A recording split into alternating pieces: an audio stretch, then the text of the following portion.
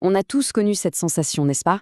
Ce moment où on a peur d'ajouter la moindre petite chose à notre code, de peur que tout s'effondre. Eh bien, on va voir ensemble pourquoi ça arrive et surtout comment on peut l'éviter.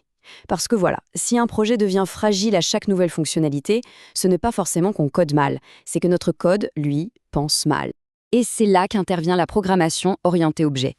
Et non, elle n'a pas été inventée juste pour qu'on puisse écrire du Java. Elle a été inventée pour une raison bien plus fondamentale: empêcher nos projets de devenir complètement ingérables. C'est pour ça qu'aujourd'hui, on va mettre de côté le comment en code en POO pour vraiment se concentrer sur le pourquoi elle existe.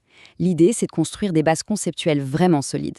Alors, bienvenue dans cette analyse. La programmation orientée objet, ce n'est pas du tout une technique obscure réservée à une élite. Non, c'est en fait une réponse très directe à un problème que tout développeur finit par rencontrer.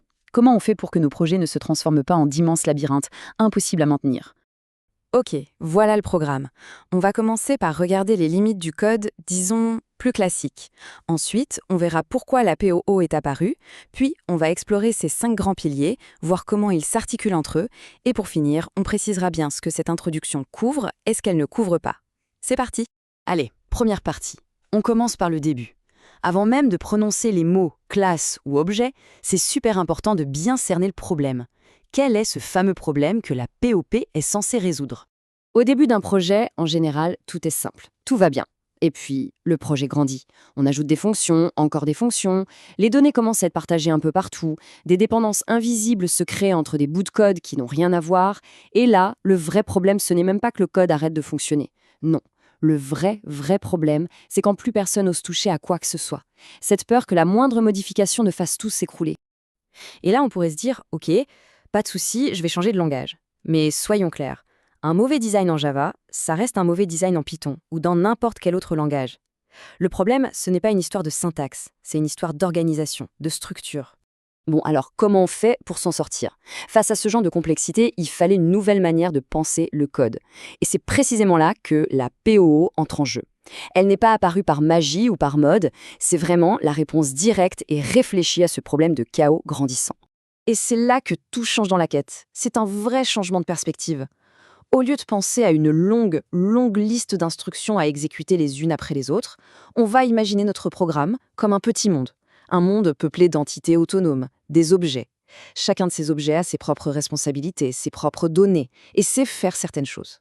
Et c'est en collaborant, en communiquant entre eux, qu'ils accomplissent le travail global. Et ça, c'est vraiment le point le plus important à comprendre. La POO, au fond, elle n'est pas faite pour l'ordinateur. La machine, elle s'en fiche complètement que le code soit bien rangé ou pas.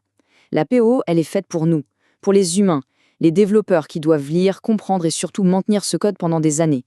Son objectif numéro 1, c'est de réduire notre charge mentale.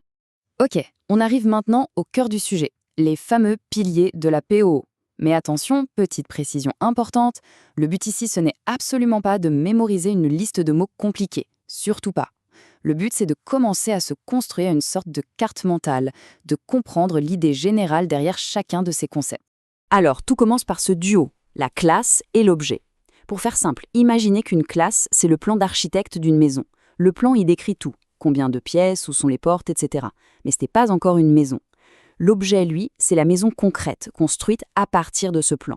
Et bien sûr, avec un seul plan, on peut construire plein de maisons identiques. C'est vraiment la base de toute la modélisation en PO. Ensuite, on a l'encapsulation. Reprenons notre maison. L'encapsulation, c'est un peu comme si on construisait des murs solides autour. Ça protège ce qui se passe à l'intérieur. Personne de l'extérieur ne peut venir changer la plomberie n'importe comment. C'est exactement ça. On protège l'état interne d'un objet. C'est la réponse directe au problème des données accessibles de partout dont on parlait tout à l'heure. Et puis, il y a l'héritage. Là, imaginez que vous avez le plan d'une maison de base et vous voulez en faire une version de luxe. Au lieu de tout redessiner, vous prenez le plan de base et vous ajoutez une piscine, un garage, vous la spécialisez. Ça, c'est l'héritage.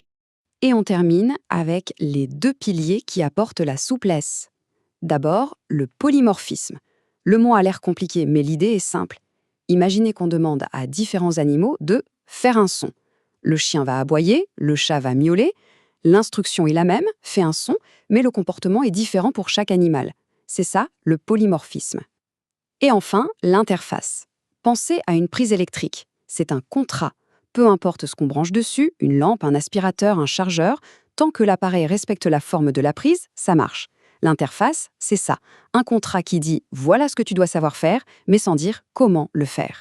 Voilà, on a vu les 5 piliers. Mais le plus important à comprendre maintenant, c'est qu'ils ne fonctionnent pas chacun de leur côté. Ils sont un peu inutiles vus isolément. Leur vraie puissance, elle vient de la manière dont ils travaillent tous ensemble. Il faut vraiment voir la PO non pas comme une boîte à outils dans laquelle on piocherait un concept de temps en temps, mais plutôt comme un système cohérent. Un peu comme un moteur de voiture.